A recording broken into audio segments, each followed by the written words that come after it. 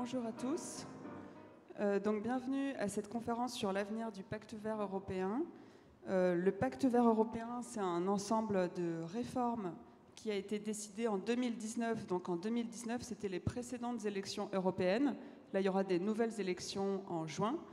C'est un ensemble de programmes de réformes vertes qui avaient pour objectif un objectif européen qui était la neutralité carbone à 2050 et l'idée que la croissance économique de l'Europe n'allait plus consommer de ressources et donc polluer.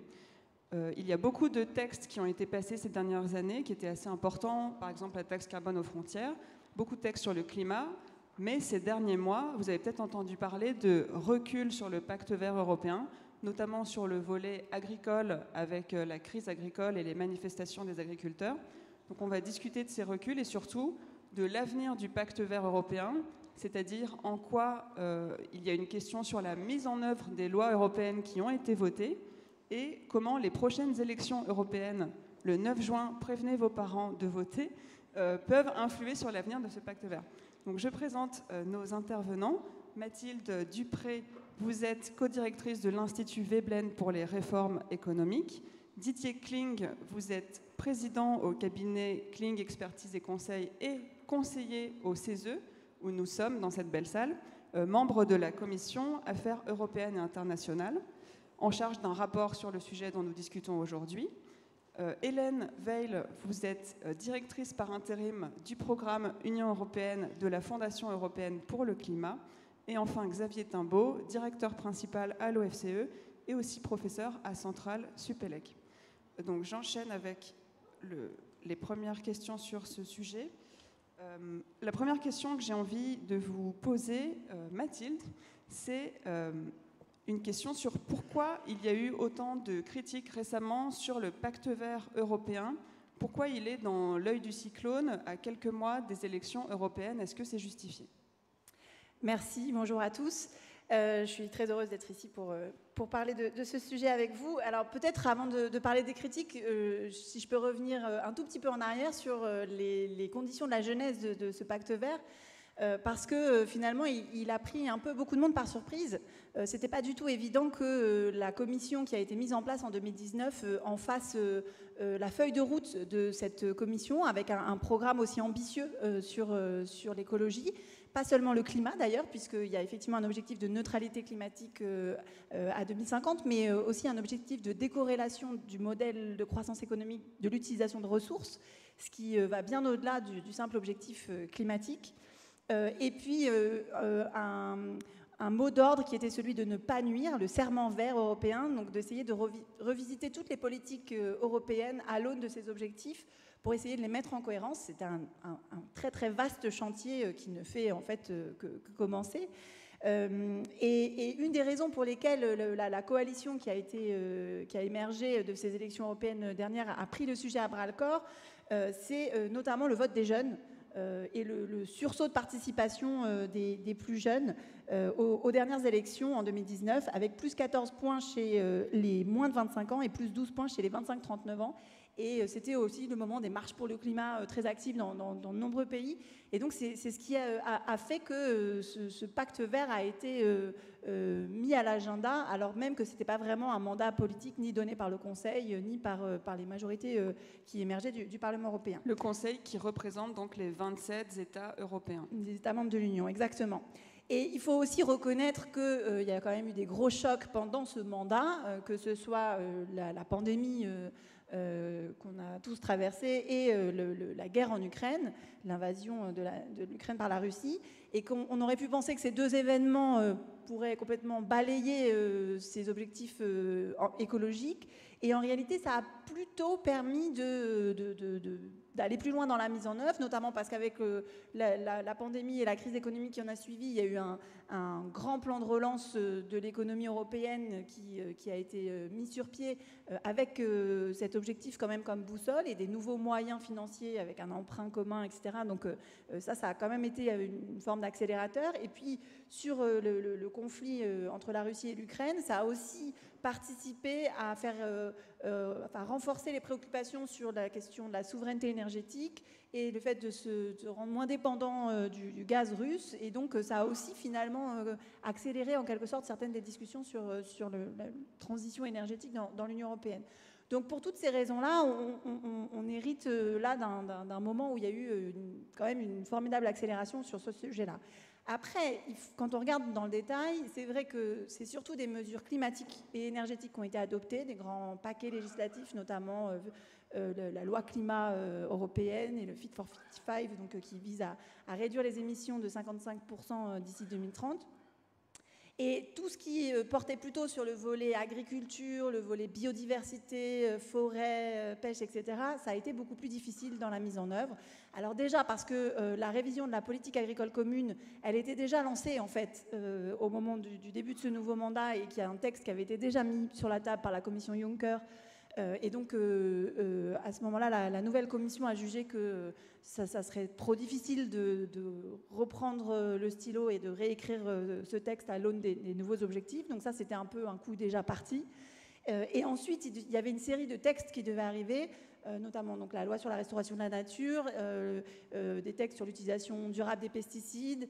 Il devait aussi y avoir un grand texte sur les systèmes alimentaires durables. Et ça, on a beaucoup de choses, soit qui ont été adoptées à minima, soit qui ont carrément été mises en échec, abandonnées ou reportées, on ne sait pas très bien à quelle échéance. Et c'est vrai que de ce point de vue-là, on a vu les majorités au Parlement se diviser à l'épreuve de la réalité sur ces enjeux biodiversité notamment von der Leyen qui a été moins soutenue par son propre camp. La présidente de la Commission européenne. Voilà, qui est issue du Parti populaire européen et qui représente en gros le groupe des Républicains à l'échelle européenne et qui a eu moins de soutien de sa propre majorité sur ces initiatives législatives-là. Et puis c'est vrai que là, avec le mouvement des agriculteurs qui a émergé à la fin de l'année dernière et au début de cette année, ça a participé en fait à ce que ces textes soient oubliés. Et donc autant les politiques se sont sentis pris par une certaine demande de l'opinion publique sur les sujets climatiques, autant sur les sujets biodiversité, c'était peut-être moins ressenti par les décideurs et ils ont été moins courageux. C'est vrai qu'il y a eu une bataille politique énorme depuis un an environ sur les textes du Pacte vert européen. Xavier Timbaud, qu'est-ce que vous pouvez nous dire des batailles politiques qui ont eu lieu entre la droite, les écolos, la gauche? C'est-à-dire que ce Pacte vert, il était né d'une étrange alliance politique. Pouvez-vous nous expliquer ce que c'était et est-ce que cette étrange alliance politique peut perdurer après les élections et comment les conditions politiques de ce pacte vert européen ont évolué et risquent d'évoluer? Oui, enfin, Mathilde l'a dit, et je vais le répéter, ce pacte vert, c'était vraiment une surprise, et c'était une surprise parce qu'on ne s'attendait pas à ce que la coalition qui avait émergé des élections, donc une coalition, en fait, avait émergé des élections parce qu'il n'y avait pas de majorité absolue pour l'un des grands partis du Parlement européen. Et la coalition qui a émergé, c'est une coalition dans laquelle il y a d'un côté le PPE, qui est le parti conservateur, le parti de droite non extrême du Parlement européen, et puis de l'autre côté le parti SED, qui est le parti socialiste et démocrate, qui représente la gauche la gauche socialiste, on pourrait dire, ou la gauche non radicale au Parlement européen, plus évidemment Renew, qui est le parti auquel le parti de la majorité présidentielle en France a rejoint.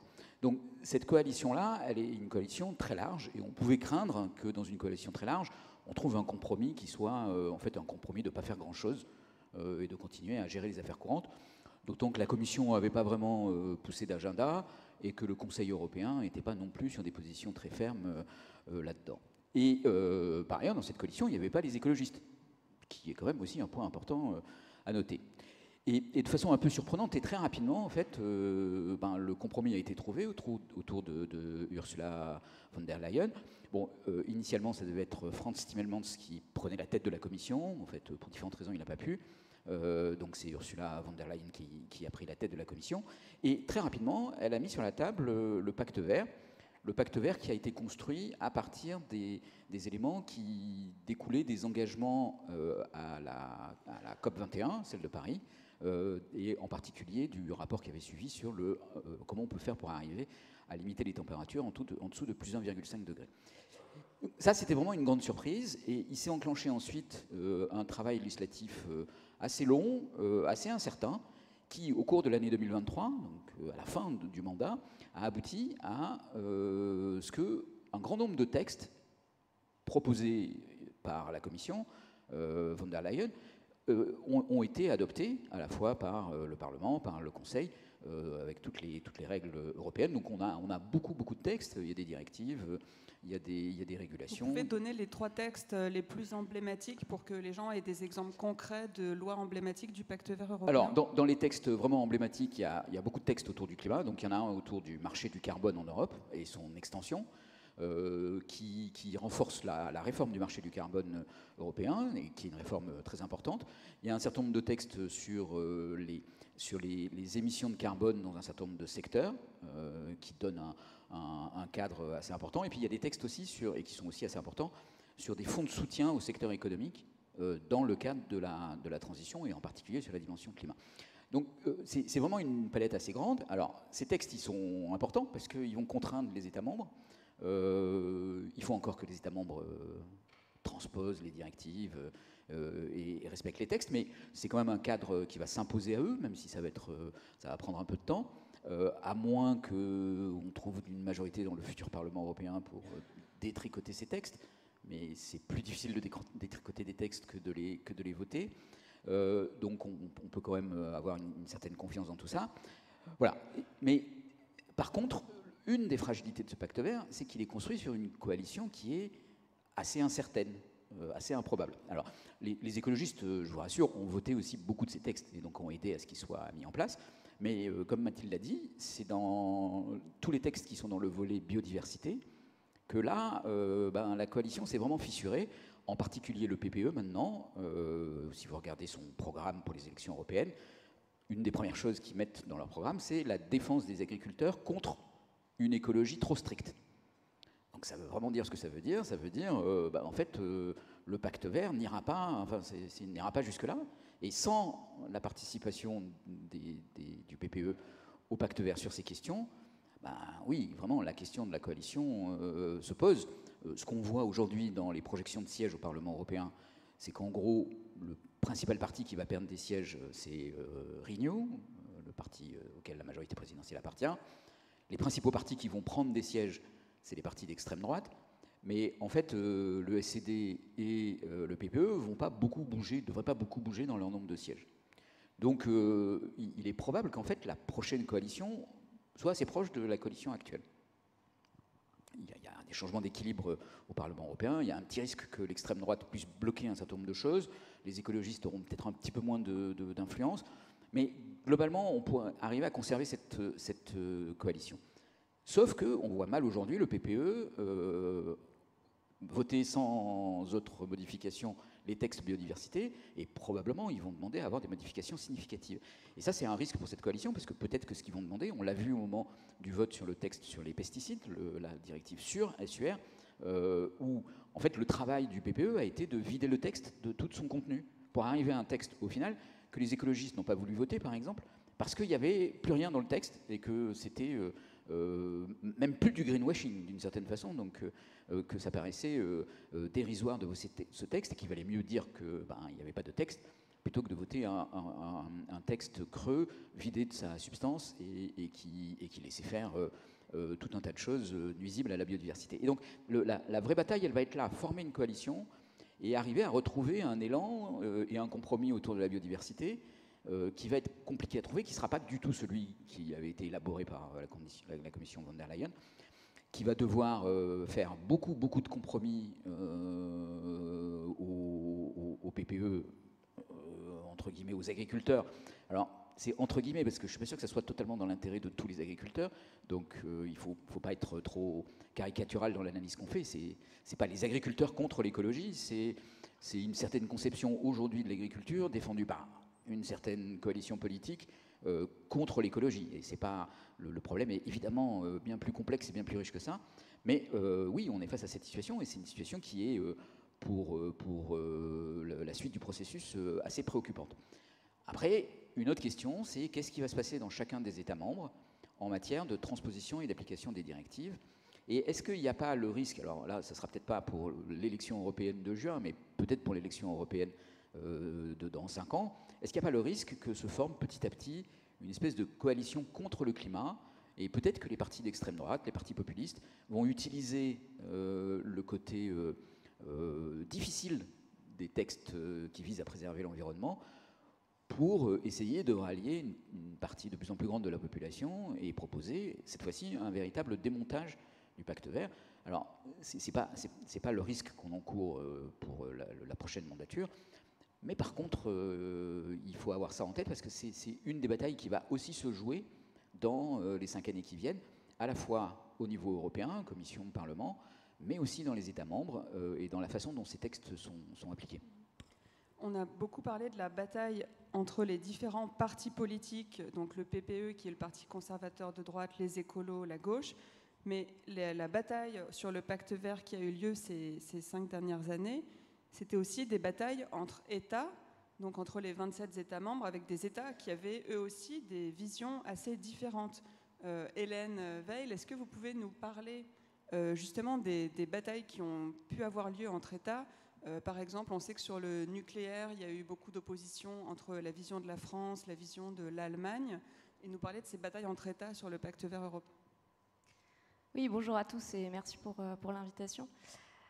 Alors, je commencerai peut-être pas par les batailles, parce que la première chose qu'il faut, en tout cas qui moi me marque quand on regarde ce qui s'est passé les 5 dernières années, c'est, et Mathilde en a parlé aussi, une relative unité quand même générale au niveau européen sur cette nécessité d'agir et de lutter contre le réchauffement climatique. À aucun moment, au cours des 5 dernières années, il y a eu un État qui a commencé à dire non, en fait, finalement, cette neutralité carbone, on n'a plus tellement envie, les objectifs, etc. Ça ne s'est pas produit. Et comme vous l'avez aussi évoqué au début, malgré les crises, en fait. On a eu une énorme crise sanitaire, on a eu l'invasion de l'Ukraine par la Russie, et malgré ces chocs qui peuvent remettre en question beaucoup de choses, en fait, on n'a pas eu de remise en question fondamentale de l'objectif. J'insiste sur l'objectif de lutte et l'ambition. Et donc ça, pour un pro-européen convaincu, je fais partie, c'est plutôt rassurant en soi. Après, évidemment, il y a des batailles sur la façon dont on atteint ces objectifs. Et je dirais que n'importe qui ici qui a fait un jour un travail de groupe sait que c'est jamais évident de travailler ensemble. Même si on a un objectif commun, on va avoir des désaccords sur comment l'obtenir. Et c'est exactement la même chose parmi les 27 États membres. On a vu effectivement des batailles, tout est relatif, hein, mais des désaccords, des débats, notamment dans le contexte de la réponse à la crise et au début de la guerre en Ukraine, parce que c'est là que tout d'un coup on a été plus ou moins pris de court, et c'est là que se sont révélées des différences fondamentales dans l'approche de certains États membres, notamment par rapport au choix de politique énergétique. Tout le monde faisait face à ce besoin de donner à ses consommateurs, d'assurer la sécurité énergétique de ses consommateurs, mais chaque État membre a des façons différentes de pourvoir à ses besoins. Donc notamment en Allemagne, où ils ont beaucoup plus misé sur les renouvelables et ils ont encore du charbon dans leur mix, se sont départis du nucléaire il y a maintenant presque une vingtaine d'années. La France, au contraire, a choisi de développer son nucléaire, et encore plus ces dernières années. Et ces choix-là ont des impacts sur les prix de l'énergie que chacun d'entre nous va payer. En fait, ce qu'on a vu vraiment sur ces questions-là ces dernières années, c'est une sorte de décalage entre une vision commune et les moyens communs qu'on se donnait pour la réaliser.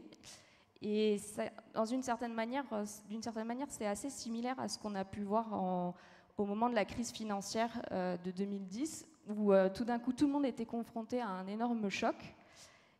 on avait une monnaie commune pour la plupart des États, mais on n'avait pas de moyens politiques de gérer ça ensemble. Et en fait, là, sur le marché de l'énergie, c'est la même chose. On a un marché où on s'échange, par exemple, de l'énergie tout le temps, 24 heures sur 24, 7 jours sur 7.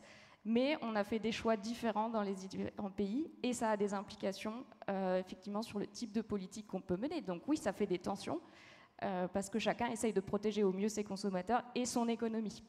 Donc je dirais que là, on arrive un peu à un moment, je ne sais pas si c'est l'entrée dans l'âge adulte de l'Union européenne, mais moi je le vois un peu comme ça, où maintenant on est confronté au problème vraiment sérieux de comment est-ce qu'on le fait, qu'est-ce que ça veut dire. Si vous parliez de l'Allemagne et de la France, j'ai l'impression, évidemment c'est difficile, c'est des débats qui sont compliqués. Le côté positif, parce que bon, personnellement j'essaye toujours de voir le verre à moitié plein dans ce contexte, c'est en fait, pendant des années, la France et l'Allemagne ne sont pas parlé de ces choses-là. Chacun, comme il y a la liberté de choisir son mix énergétique, chacun pouvait plus ou moins faire les choses dans son coin, même si ça avait des conséquences sur les autres, mais on se disait, bon, on avance tant que ça va. Bon, là, ça va plus. Donc, on est obligé de se parler, donc c'est compliqué, donc c'est désagréable, mais on peut se dire que ça avance malgré tout, malgré les crises. Et c'est là que, pour terminer sur ce point-là, ce que je trouve plutôt intéressant, aussi sur le développement de l'Union européenne dans son ensemble, et pas juste sur les politiques climatiques, c'est qu'on observe vraiment une sorte de politicisation de l'Europe. Beaucoup de personnes ont parlé, sur ce panel, ont aussi parlé des lois et des textes. Et bien sûr, pendant très très longtemps, l'Union européenne s'est presque uniquement construite sur sa capacité à légiférer et à faire plein de nouveaux textes, et en particulier sur l'environnement. Là, on commence à sentir que ça va au-delà de ça et qu'on commence à se parler des vraies choses entre nous. Monsieur Kling, vous avez fait tout un travail pour le CESE où vous avez rencontré des représentants de la société civile, d'entreprises, de salariés, pour comprendre pourquoi ce pacte vert européen, c'est une transformation si profonde en fait, de nos économies, et pourquoi c'est si difficile pour les responsables politiques de faire accepter ces transformations. Est-ce que vous pouvez nous expliquer pourquoi c'est si compliqué au final de faire passer entre guillemets ce pacte vert ? D'abord et avant toute chose, je ne voudrais surtout pas vous décevoir. Je ne parlerai pas du rapport en préparation avec mon collègue Lucien Chabasson pour une raison simple, c'est que ce rapport n'a pas encore été soumis à la présente Assemblée le 14 mai prochain, donc je ne dirai rien des préconisations. Par contre, les constats, peut-être, est-ce qu'on pourra en parler quand même, si vous voulez bien. Le pacte vert, c'est tout de même un superbe projet. C'est un superbe projet. L'Europe est née sur un superbe projet, restaurer la paix en Europe, ou maintenir la paix, et reconstruire l'Europe. Et aujourd'hui, on est passé à une autre étape. L'Europe est une grande puissance économique, commerciale. Il est assez naturel que cette étape, aujourd'hui, consiste à dire aucun continent n'a eu la même stratégie. Nous visons pour 2050 une économie décarbonée. Nous allons préserver la nature, l'environnement et la biodiversité. C'est un superbe projet. Et ce qui est extraordinaire, c'est que la population européenne ne se soit pas emparée de ce projet. Donc on s'est posé la question, on a fait beaucoup d'auditions, une cinquantaine d'auditions au moins, puis on s'est beaucoup documenté. Et ce qui en ressort, c'est que, comme vous le disiez à l'instant, personne n'a remis en cause cet objectif. Personne. L'objectif, il n'est pas discuté une seconde. Par contre, sur les voies et moyens, c'est plus compliqué. Et il y a trois éléments essentiels qui sont ressortis. La première chose, c'est que le pacte vert, qui se traduit par une multitude de dispositions qui vont bouleverser la vie de chacune et de chacun d'entre nous. Ça va irriguer toute notre activité, en qualité d'acteur économique, mais en qualité tout simplement de citoyen, dans notre vie quotidienne. Mais ça se traduit par une multitude de textes juridiques, des normes, des directives. On a eu du mal à savoir exactement combien. On a abouti à peu près 75, dont 46 adoptés aujourd'hui, plus d'autres textes par incidence. Par exemple, vous parliez de la politique agricole commune, ce n'est pas directement dans le pacte vert. Mais ça, il y a une articulation, puisqu'on dit bien aujourd'hui aux agriculteurs, on libérera de sa subvention à condition que vous fassiez la preuve que votre production répond à un certain nombre de critères. Donc un nombre de textes considérable. Alors, c'est difficile Vous avez des exemples de ce dont les gens se sont plaints? Qu'est-ce qui est le plus difficile ou le plus souvent évoqué dans les difficultés concrètes? Oui, je vais vous dire après, parce que ça arrive effectivement dans les critiques qui ont été formulées. Je veux dire simplement ici, c'est que c'est difficile de faire rêver les citoyens européens sur des textes juridiques. Je ne vais pas rêver sur le code de la route. Donc on n'a pas entraîné la population avec soi. La deuxième critique qui est liée, c'est le fait que c'est venu d'en haut, de Bruxelles. Bien sûr, c'était approuvé sur les formes juridiques par le Parlement, par le Conseil des ministres, mais c'est venu d'en haut. Et quand je vois les acteurs économiques, les agriculteurs, on a découvert à l'occasion de la crise récente que les agriculteurs disaient pour tondre une haie, il y a 13 textes différents. Mais moi, agriculteur, je sais tondre une haie. Tous les matins, je mets mes pieds dans la nature, je sais comment m'y prendre. J'attends pas qu'un bureau à Bruxelles m'explique la manière de procéder. Je voyais ce matin une entreprise industrielle qui me disait, mais évidemment, dans notre entreprise, tout le monde est pour la décarbonation. Mais on a un tas de propositions à faire dans notre entreprise, on n'a pas été écouté, on n'a pas été entendu. Donc le fait que ça vienne du haut et pas du bas, ça n'a pas permis d'associer normalement la population. Et puis le troisième élément, la troisième critique qui est formulée, c'est sur les études d'impact. Il y a eu des études d'impact. L'étude d'impact, par exemple, sur le problème de la mobilité, les voitures, ça consistait à dire, si on remplace les moteurs thermiques par des moteurs électriques, voilà l'impact en termes de CO2. On est d'accord là-dessus. Il n'y a pas eu, alors je ne vais pas aller jusqu'à nos préconisations, mais de véritable analyse d'impact. Et l'analyse d'impact serait consisté à dire, je suis frappé de voir une interview toute récente du président d'un groupe automobile qui dit « Je n'ai pas été entendu, nous n'avons pas été entendus, et si nous l'avions été, nous aurions dit « Attendez, on comprend l'objectif, on ne le discute pas. » La seule chose qu'on peut vous dire, c'est que ça va prendre du temps, mais ça va consommer beaucoup d'argent. Ça veut dire qu'on va fermer des dizaines d'usines en Europe, et ça veut dire qu'on va devoir former des dizaines de milliers d'employés dans nos usines. Tout simplement parce que jusqu'à présent, un véhicule automobile, c'était un moteur, on dessinait une carrosserie autour. Maintenant, c'est plus de la mécanique, c'est de la chimie avec des logiciels. Ce n'est pas du tout le même métier. Donc l'effort de transformation, il est considérable, l'effort de formation, il est considérable, et ceci n'a pas été pris en compte de manière raisonnable, comme il aurait fallu. Donc ça n'a pas permis d'emmener dans ce grand mouvement. Alors que, encore une fois, l'objectif est ambitieux et louable, la manière dont les choses ont été abordées n'était pas satisfaisante. Et quand on regarde avec les autres continents, le continent européen est le seul à aller si loin dans cet objectif. Les Américains, ils ont ce qu'on appelle l'IRA. Ils ont dit, OK, nous on met de l'argent sur la table. Inflation Reduction Act. Ouais, on met de l'argent sur la table, vous verrez bien. Et nos amis chinois, ils ont procédé différemment, dans une très grande discrétion. Ils ont capté les terres rares pour la construction de batteries. Ils ont construit des usines pour la transformation. Et ils ont dit maintenant, nous, on est prêts. On ne va pas fabriquer le moteur thermique, on ne va pas perdre notre temps. On va passer à l'étape suivante. Ils nous inondent de leurs propres véhicules. Donc, on n'a pas eu la bonne stratégie, la bonne manière. Et je pense qu'on s'y serait pris différemment si on avait écouté davantage ce qu'on appelle les parties prenantes, la société civile organisée, les acteurs concernés. Et d'ailleurs, je crois qu'il y a une étude récente qui montre que cette année, un quart des ventes de véhicules électriques en Europe seront des véhicules chinois. Sur cet impact géopolitique, j'y reviendrai dans un instant pour avoir votre avis, Xavier. Mais d'abord, Mathilde, on a une question en ligne, peut-être que vous pouvez y répondre. C'est justement sur ce dont parlait Didier, sur l'interdiction des véhicules à moteur thermique. Il y a un internaute qui nous demande s'il y a eu des pressions, par exemple, de l'industrie automobile pour empêcher cette interdiction. Est-ce que vous savez s'il y a eu comme ça des pressions sur cette grande transformation pour l'industrie ?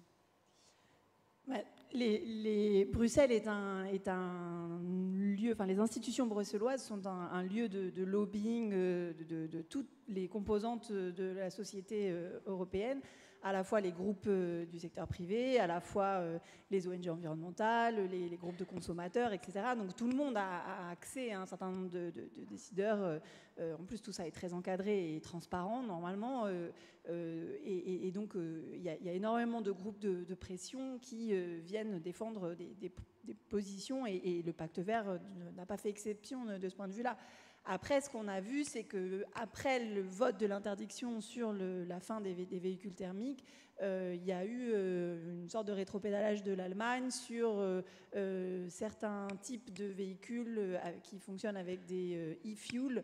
Donc, je ne sais plus comment on dit en français, vous pouvez m'aider, les carburants de synthèse, c'est ça et donc où ils ont essayé de faire réaccepter dans le dispositif ce type de véhicule-là. Et donc là, c'est évidemment quelque chose qui était très fortement porté par le lobby des constructeurs automobiles allemands. Donc évidemment que c'est le genre de choses qui arrivent. Moi, ce que je voulais reprendre dans les points qui ont été dits, je pense que sur les objectifs climatiques, il n'y a pas trop de débat. Sur les objectifs biodiversité, il y en a encore, même si c'est aussi des objectifs qu'on a contractés à l'échelle internationale dans le cadre de la biodiversité Coming Montréal, où il y a des objectifs de réduction des pesticides les plus dangereux de 50%, il y a des objectifs aussi de développement de l'agriculture biologique, etc. Et ça, le texte qui visait à travailler sur la opérationnelle de ça, il n'est pas passé, et les objectifs même étaient discutés. Et d'ailleurs, il y a quand même aussi un peu de jeu de la part des agriculteurs qui se sont plaints des effets du Green Deal, alors que sur l'agriculture, les textes n'ont pas encore été vraiment adoptés et mis en œuvre. Et là, on est plutôt en train de détricoter des choses qui existaient d'avant que véritablement de mettre en œuvre ce qui était envisagé dans le cadre du Green Deal et de la stratégie de la fourche à la fourchette, etc. Donc là, il y a eu un effet d'anticipation. Mais ce que ça traduit, c'est que c'est difficile de tenir l'équation de à la fois renforcer nos standards dans l'Union européenne et en même temps importer du reste du monde des produits, des biens et services qui ne répondent pas forcément aux mêmes standards de production. Et sur ce sujet-là, ce qui est une équation difficile pour les décideurs européens, il y a eu un début de changement d'approche de la part de l'Union européenne, c'est-à-dire quand on fait le mécanisme d'ajustement carbone aux frontières, quand on fait un texte sur la déforestation importée, c'est bien de ça dont il s'agit, c'est d'essayer de fixer aussi des règles pour les produits qu'on importe sur les grands enjeux et les grands impacts qu'ils peuvent avoir dans les pays de production. Et s'assurer que par notre consommation, nous, Européens, on ne se rend pas responsable d'impacts qu'on essaye de prévenir sur notre sol, mais qu'on laisserait perdurer dans les pays tiers. Et donc ça, c'est quelque chose qui est en train de changer, mais c'est difficile et il y a encore certainement beaucoup de choses à envisager de ce point de vue-là. Le texte sur la déforestation importée, par exemple, ça veut dire qu'on n'aura plus le droit d'importer des produits qui ont provoqué de la déforestation dans d'autres pays. Et sur cet aspect international, Xavier Timbaud, est-ce qu'il n'y a pas en effet un problème si l'Europe est la seule à mettre en place toutes ces nouvelles normes, si on est les seuls à faire payer plus cher les produits qui polluent, si on est les seuls à faire comme ça de la réglementation environnementale, alors que les États-Unis et la Chine subventionnent beaucoup plus et ne le font pas? Est-ce que l'Europe ne risque pas de perdre ses industries parce qu'elle va être moins compétitive? C'est-à-dire, est-ce qu'il n'y a pas un problème géopolitique si on est les seuls à aller aussi fort sur le pacte vert? Si, c'est une question qui se pose. Le pacte vert, le dispositif européen, bon, il y a tous ces textes et toutes ces réglementations dont on parle. Parfois, on s'en moque un peu en disant il y a 17 textes qui couvrent les haies pour les agriculteurs. Donc, vous comprenez bien que c'est un peu invraisemblable. Mais en fait, il y a un instrument important à côté duquel il ne faut pas passer, qui est le prix du carbone. Et l'Europe a mis en place un marché du carbone il y a assez longtemps, ça remonte au protocole de Kyoto. Mais ce marché du carbone, très récemment, en 2020-2021, il a connu une réforme importante et il est devenu un marché du carbone tout à fait exceptionnel dans le monde, à la fois par le volume d'émissions qui sont couverts, c'est plus de 30% aujourd'hui des émissions, et ça va monter progressivement encore à plus de 45%, d'une part. Donc ça veut dire que chaque émission de carbone, dans quelques années, la moitié des émissions, pratiquement la moitié des émissions de carbone dans quelques années, seront soumises à un prix du carbone. Vous vous rappelez, le prix du carbone en France, ça a laissé des très mauvais souvenirs avec les taxes carbone, le mouvement des Gilets jaunes par exemple. Bon, là, l'Europe a mis en place quelque chose qui couvre 30% de ses émissions et qui va monter à presque 50% dans quelques années. Et puis, d'autre part, et c'est là aussi où il est tout à fait exceptionnel, le prix de ce marché du carbone est un des plus élevés au monde, Alors il y a quelques pays qui font mieux que l'Europe, mais en fait qui sont des tout petits marchés. Mais là, la tonne de carbone, elle est autour de 60 € la tonne. Elle a été jusqu'à 90 € l'année dernière. Et ça, c'est un élément qui a énormément d'impact. Je ne sais pas si vous avez vu récemment, par exemple, le gouvernement français s'est réjoui que les émissions de la France avaient baissé en 2023 de presque 5%. Ben, en fait, une des raisons pour lesquelles ces émissions baissent, c'est précisément parce qu'il y a ce marché du carbone auquel la France est soumise et qui fait qu'aujourd'hui, produire de l'électricité avec du charbon ou produire de l'électricité avec du gaz en Europe, ça devient quelque chose qui n'est possible que si vous êtes vraiment en situation de demande extrême, c'est-à-dire un pic de demande que vous ne pouvez pas fournir par une autre forme d'énergie. Mais sinon, pour produire 1 mégawattheure d'électricité avec du charbon, il faut émettre 1 tonne de CO2. Et donc ça veut dire qu'aux 50 € de coût de production de ce mégawattheure d'électricité avec du charbon, il faut rajouter aujourd'hui 60 € liés à la tarification du carbone. Et ce qui fait que, automatiquement, par ce biais-là, toutes les énergies renouvelables deviennent meilleur marché que les énergies fossiles. Donc c'est un élément essentiel, extraordinaire. On se moque parfois des directives et du micromanagement qui est associé. Un des avantages du prix du carbone, c'est qu'il n'y a pas de micromanagement. Si vous voulez faire de l'hydrogène, vous faites de l'hydrogène. Si vous voulez faire des biofuels et que vous pensez que les biocarburants sont une meilleure solution, bon, il y a un petit aspect biodiversité qui est important, mais à ce moment-là, pourquoi pas? Après tout, c'est peut-être mieux que l'électricité éolienne ou l'électricité solaire. Le prix du carbone, il départage tout le monde en disant on ne s'intéresse pas, on est neutre technologiquement, on ne s'intéresse pas à comment vous allez faire. On vous dit juste, si vous émettez 1 tonne de CO2, vous devez payer 60 € pour cette émission. Et ça change complètement les conditions de production. Donc c'est un outil extraordinaire, mais il y a un grand mais, qui est que, en fait, en Europe, on a ce système-là, et que ce système-là, il n'existe pas, ou de façon très embryonnaire et très parcellaire, et avec des prix du carbone qui sont beaucoup plus bas aux États-Unis ou en Chine. En plus, en Chine, par exemple, on distribue en même temps que sur le marché du carbone, on en profite pour distribuer beaucoup de droits gratuits à polluer, qui sont des formes de subventions, en fait, parce que les entreprises qui ne les utilisent pas peuvent les revendre, voire même, parfois, ces marchés sont connectés avec d'autres marchés, et donc peuvent les revendre à d'autres pays. Donc on peut arriver à des situations un peu absurdes, où vous donnez la possibilité à un pays, en émettant des droits gratuits, de venir subventionner ces entreprises avec des fonds qui vont venir de l'extérieur.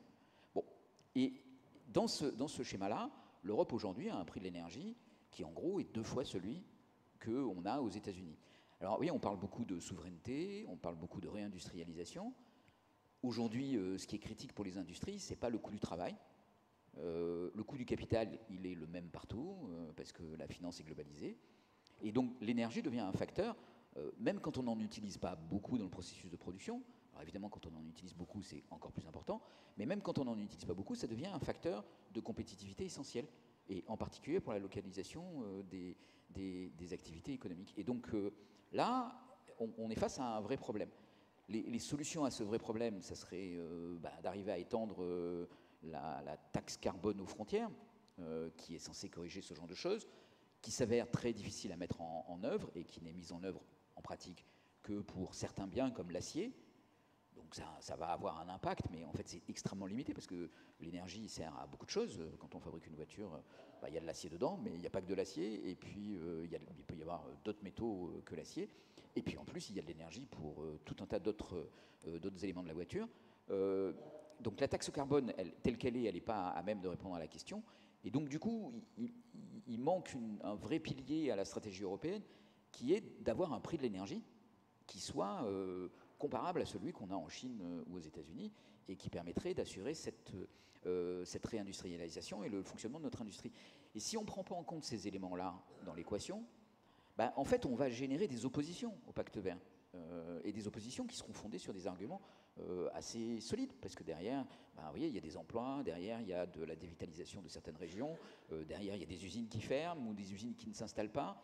Et si on n'est pas capable de dire, mais le pacte vert ne vient pas avec tous ces effets profondément négatifs sur les économies, on va trouver plein de gens qui vont être prêts à voter contre le pacte vert. Donc voilà, ça fait partie des éléments qu'il faut prendre en compte. On risque aujourd'hui une situation très paradoxale. L'Europe s'est toujours vue comme la pointe avancée du changement climatique, comme une espèce de leadership par l'exemple en matière de changement climatique, on risque aujourd'hui que les oppositions obtiennent un ralentissement, un report des mesures difficiles, et qu'on se retrouve finalement en retard en matière de transition face à la Chine et aux États-Unis, qui nous diront dans 10 ans, ben, en fait vous êtes en retard et donc on va bannir vos exportations parce qu'elles ne sont pas assez vertes, ce qui serait quand même assez extraordinaire compte tenu de toute la façon dont on s'est vu dans cette transition, comme étant vraiment un exemple et en ayant, mais ce qui est vrai, une influence sur la diplomatie environnementale qui a été tout à fait décisive. Et donc, voilà, il ne faut pas se retrouver dans le wagon de queue de l'histoire de la transition au bout du compte. On approche de la... Il nous reste environ 10 minutes, donc j'invite ceux qui nous suivent en ligne à poser des questions et ceux qui sont dans la salle à préparer des questions, parce que ça va bientôt être à vous. J'en profite pour saluer plusieurs personnes qui nous suivent en ligne. Donc on a en ligne, en train de nous suivre à distance, le lycée Passy-Saint-Honoré à Paris, l'INRA RN, le lycée Siegfried à Paris, le Lokidi La Salle Nantes, une salle de 100 personnes chez Safran, et 24 personnes à l'Institut de préparation à l'administration générale. Donc on vous salue tous. Est-ce qu'il y a des questions dans la salle? Vous avez la priorité. Oui, un jeune. Monsieur, est-ce qu'il y a un micro qui vient vers vous? C'est le monsieur en bleu qui est là. Merci. Est-ce que vous pouvez vous présenter, nous dire d'où vous venez et poser votre question? Vous voulez que je me lève aussi? Pardon? Vous voulez que je me lève ou non? Comme vous voulez. Oui. Bon, je suis un élève du lycée Henri IV, je m'appelle Paul Rochou, et j'avais une question à poser au sujet de la transformation de l'économie européenne, étant donné qu'effectivement on est face à une crise écologique. Certains experts diront que le Green Deal n'est pas suffisant pour que l'on soit neutre au niveau carbone, pour l'écologie, bref. Et certains viendraient à proposer la décroissance. Alors, est-ce que selon vous, la décroissance peut être applicable dans l'Europe qui s'annonce en 2024 avec les élections, ou est-ce que c'est complètement impossible? Donc, décroissance ou croissance verte, Hélène ou Didier, est-ce que l'un d'entre vous veut répondre à monsieur? Je dirais qu'il faut avant tout se poser la question de ce dont on a envie en tant qu'individu aussi. Finalement, le gros défi qu'on a pour l'avenir du Green Deal, c'est de le rendre désirable. On sait qu'on n'a pas le choix parce que le changement climatique, il est là et on est déjà confronté tous les jours à ses impacts. Mais il y a aussi une promesse de vivre mieux, en fait. C'est ça qui est fondamental. Donc, je dirais que ce n'est pas une question de est-ce qu'on veut la décroissance ou pas. Est-ce qu'on veut vivre mieux? Est-ce qu'on veut vivre dans un monde meilleur, où on respire mieux, où on mange mieux, où on a un accès plus facile à des transports décarbonés? Enfin, c'est ça l'enjeu. Donc après, je dirais que ça ne sert pas à grand-chose de mettre les choses dans des cases ou de se dire qu'il faut décroître ou pas croître. Est-ce que vous voulez un job dans les 10 prochaines années, ou 5 prochaines années, en fonction de votre âge? Et quel type de job, à quel type de job vous aspirez? C'est ça fondamentalement la question. Et effectivement, il manque des choses dans le pacte vert. Le pacte vert, c'est pas du tout la fin. Ça a été une première étape majeure, mais c'est essentiel qu'il y ait une suite. Et cette suite, probablement, on commence déjà à entendre qu'elle va prendre peut-être la forme, qu'elle peut prendre la forme d'une forme de politique industrielle qui intègre ces enjeux de transition. Et c'est de ça dont on a besoin. On a besoin que ce Green Deal se transforme vraiment ou accélère plutôt une transformation de l'économie, mais d'une manière qui permette à chacun d'entre nous de vivre bien et de vivre mieux. Mathilde, je vais vous laisser répondre. Je prends juste une autre question, comme ça on fera... Peut-être on peut prendre les deux questions des deux messieurs pour les distribuer ensuite aux intervenants. Je commence, merci. Je ne sais pas s'il y a une priorité aux plus jeunes, et si je serai le plus jeune va prendre les deux. Des deux. Merci beaucoup d'avoir organisé cette table ronde qui, je crois, est tout à fait nécessaire justement pour transmettre la complexité des enjeux et développer un sens de l'appropriation de ceux-ci. Moi, je pense qu'en guise de commentaire liminaire, il y a quelque chose qui est absolument fondamental justement pour assurer que les populations soient aussi dans le train de cette ambition environnementale, écologique et climatique de l'Union européenne, c'est justement de faire beaucoup plus de politique. Il faut qu'il y ait des cénacles où les gens viennent, s'expriment sur leurs préoccupations, sur les attentes, sur relaient aussi du bon sens quant aux mesures qui sont actées. Après, j'ai une, deux ou trois questions, je ne sais pas. Choisissez-en une. D'accord. Alors j'en avais une sur la réforme du marché de l'électricité. Je voulais un petit peu avoir votre avis. J'en ai une autre qui est sans doute plus forte, qui témoigne plus de ma préoccupation. C'est sur cette fameuse politique sur les émissions de carbone des voitures, du secteur automobile. On en a un petit peu parlé, Monsieur Kling notamment. D'abord, là-dessus, il se trouve que j'étais ce week-end avec quelqu'un qui a travaillé à la commission sur le sujet, et il me dit qu'il y avait 13 études, notamment des études d'impact sur l'effet que ça pourrait avoir sur l'industrie automobile. Donc j'ai l'impression que ce n'est pas tout à fait vrai que le secteur automobile n'a pas été au courant, mais il me semble que ce cut-off, c'est-à-dire l'interdiction de la vente de voitures thermiques à horizon de 2035, est quand même très très négative. A eu un effet d'aubaine sur l'importation de produits chinois. On voit les voitures chinoises arriver massivement. Demain, on a l'impression qu'il va y avoir une délocalisation en Chine, qui a d'ailleurs déjà commencé dans la production, parce que ce sera avantageux de faire les choses là-bas. Donc ma question porte sur l'avis peut-être des autres intervenants sur cette interdiction des moteurs thermiques. Moi, il me semble qu'on a quand même un grand danger industriel. Le danger industriel sur une industrie qui est quand même fondamentale et populaire. Et qui participe aussi de nos identités, parce que je veux dire, je me permets de vous couper parce qu'on n'aura pas le temps de répondre à votre question si vous continuez. Excusez-moi. Vous n'êtes pas présenté. Pardon, je suis Olivier Marty, donc je suis formateur en questions européennes pour une société qui s'appelle EducEU. Très bien, merci. On prend la question du monsieur, comme ça on répond en même temps à toutes les questions. Bonjour, merci de laisser le public poser des questions. Oui, j'avais une remarque un peu générale sur l'ensemble de la matinée, c'est que je constate qu'on parle beaucoup de l'Europe et par rapport à la Chine et aux États-Unis. Mais en fait, les enjeux, ils sont globaux, quoi. Et j'ai l'impression qu'on fait le focus sur comment faire en sorte que l'Europe revienne, rattrape la course, etc. Et donc, moi, ça me pose vraiment question, cette approche. Merci. Et vous n'êtes pas présenté ? Sylvain Zunier, prof de physique-chimie. Voilà. Donc je me tourne vers nos intervenants. Faites votre choix. Rien ne va plus. Moi, j'avais un mot par rapport à ce qui a été dit juste avant sur les objectifs du Green Deal. Il y a clairement une option croissance verte et avec aussi beaucoup d'efforts qui vont sur la digitalisation de l'économie, etc., dans le Green Deal tel qu'il a été conçu. Après, ce qui est certain, c'est que l'objectif affiché de décorréler la croissance économique de l'utilisation de ressources, aujourd'hui, on en est très loin et on ne sait pas très bien faire. Autant on observe un découplage avec les émissions dans un certain nombre de pays riches, et encore qui ne va pas encore suffisamment vite par rapport à l'objectif de neutralité 2050, mais sur l'utilisation des ressources, les travaux de l'Agence européenne de l'environnement, etc., montrent qu'il y a des défis énormes auxquels il va falloir répondre, et c'est quelque chose qui est très peu présent dans le pacte vert pour l'instant, c'est les enjeux de sobriété sur un certain nombre de consommation, de secteurs, etc. Ça, c'était quand même assez peu présent. Et l'autre point aussi, que je voulais mentionner depuis un moment, c'est le volet transition juste. C'est qu'il y a énormément d'efforts à déployer pour accompagner ces transitions professionnelles, ces reconversions, etc. Que sur ça, il va falloir mettre de l'argent certainement public, parce que c'est des investissements qui ne sont pas rentables en tant que tels et sur lesquels on ne va pas pouvoir mobiliser de l'investissement privé pour accompagner tous ces mouvements-là.